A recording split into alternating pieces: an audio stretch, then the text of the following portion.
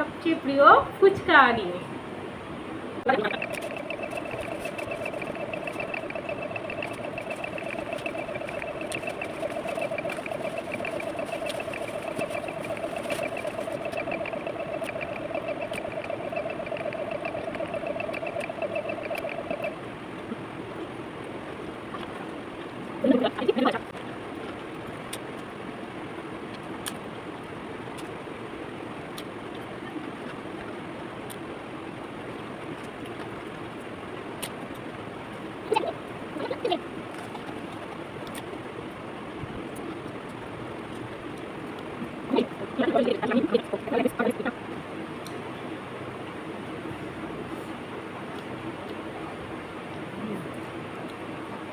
ফুচকাগুলো খুব টেস্টি ছিল।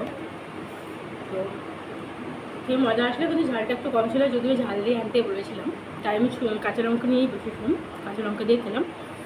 তো এতক্ষণ দেখার জন্য থ্যাংক ইউ ফ্রেন্ডস। আবার দেখা হবে নেক্সট ভিডিও। টাটা।